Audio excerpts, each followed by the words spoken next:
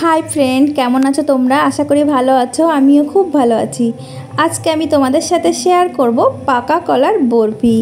Zara कला एकदम पछंद करो ना तादेरके अनुरोध करब এই বরফিটা তৈরি করার জন্য। খেতে কিন্তু অসাধারণ। তো চলো তোমাদের সাথে এই রেসিপিটা শেয়ার করে নিই। বরফি তৈরির জন্য আমি নিয়েছি দুটো পাকা কলা। যে কলাগুলো বেশি পেকে যায় সেটা দিয়ে বরফি তৈরি করলে কিন্তু বেশি ভালো হয়। আমি খোসা ছাড়িয়ে নিয়ে একটা মিক্সিং জারে ছোট ছোট টুকরো করে কেটে নেব।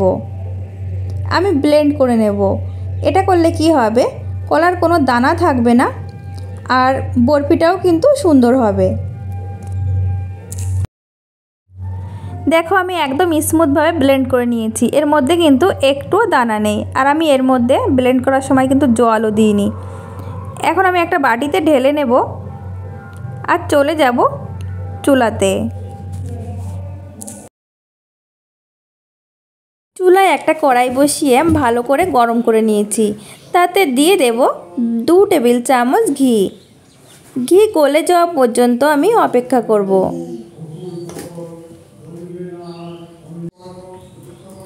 ঘি গলে গেছে, এখন আমি দিয়ে দেব ময়দা। আমি 2 টেবিল চামচ ময়দা নিয়েছি।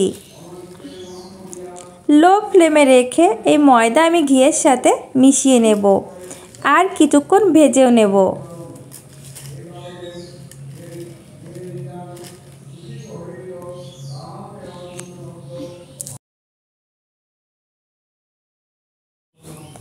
ময়দা আমি ভালো করে ভেজে নিয়েছি। দেখো কালারটাও কিন্তু চেঞ্জ হয়ে গেছে। এখন আমি দিয়ে দেব 1 টেবিল চামচ সুজি। সুজি দিয়ে ময়দার সাথে আমি ভালো করে মিশিয়ে নেব। সুজির যাতে কাঁচা গন্ধটা না থাকে সেইভাবে আমি সুজিটাও ভেজে নেব। আমি কিন্তু চুলার জালটা লো ফ্লেমে রেখে এগুলো ভেজে নিচ্ছি।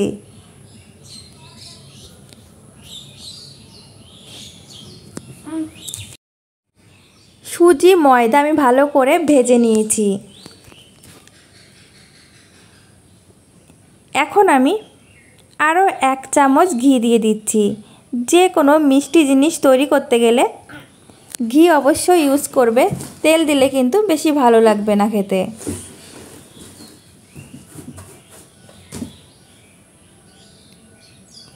আমি 6-7টা কাজু বাদাম একটু ভেঙে নিয়েছিলাম, এই ঘিয়ের মধ্যে দিয়ে দিচ্ছি, হালকা করে ভেজে নেব। আর নিয়েছি 10-12টা কিশমিশ।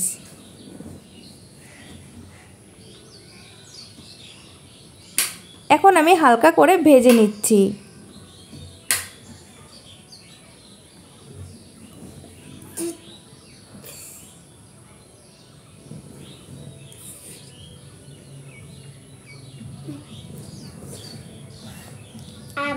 চুলার জালটা লো ফ্লেমে রেখেই কিন্তু আমি এটা তৈরি করে নিচ্ছি।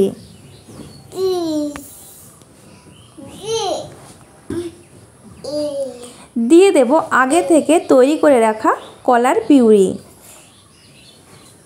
ভালো করে আমি মিশিয়ে নেব।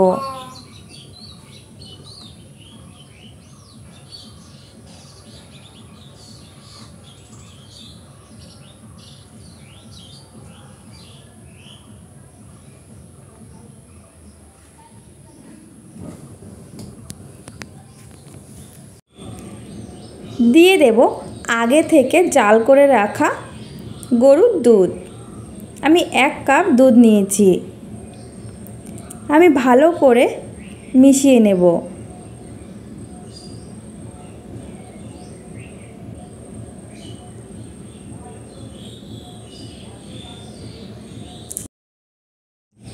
আমি ভালো করে মিশিয়ে নিয়েছি।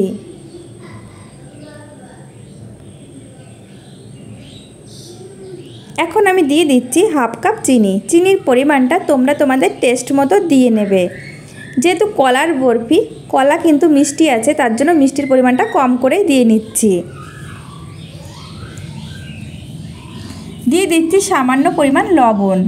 যে কোনো মিষ্টিতে লবণ দিলে কিন্তু মিষ্টির ব্যালেন্সটা ঠিক রাখে, খেতে ভালো লাগে।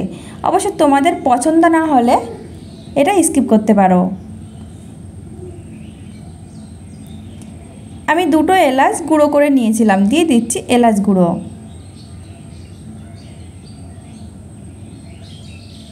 ভালো করে মিশিয়ে নেব।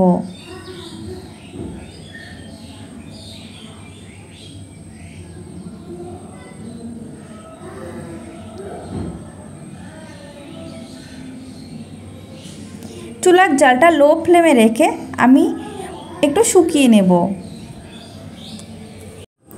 যখন এই পর্যায়ে আসবে তখন আমি গ্যাসের জালটা বন্ধ করে দেব আর আমি এটা নামিয়ে নেব। আমি আগে থেকে একটা প্লেট রেডি করে রেখেছিলাম, আমি ঘি ব্রাশ করে নিয়েছিলাম। এখন আমি এটা ঢেলে দিচ্ছি আর ভালো করে সেট করে নেব।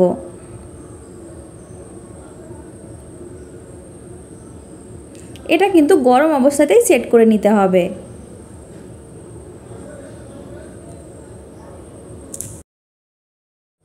আমি চৌকো শেপ দিয়ে নিয়েছি, এটা ঠান্ডা হয়ে যাওয়া পর্যন্ত অপেক্ষা করব। 1 ঘন্টা পর আমি ফিরে এসেছি।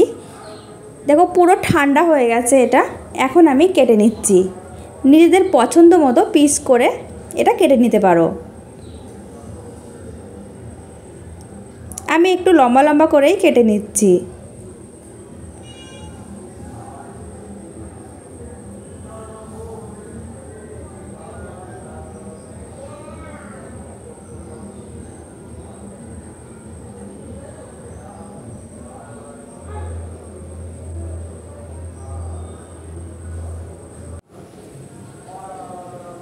কত ইজিভাবে দেখো উঠে যাচ্ছে।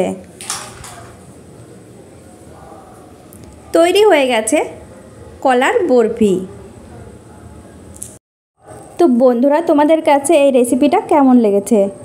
একবার হলেও কিন্তু ট্রাই করে দেখতে পারো। খেয়ে তারপর কমেন্ট করে আমাকে জানিও যে এটা খেতে কেমন লেগেছে।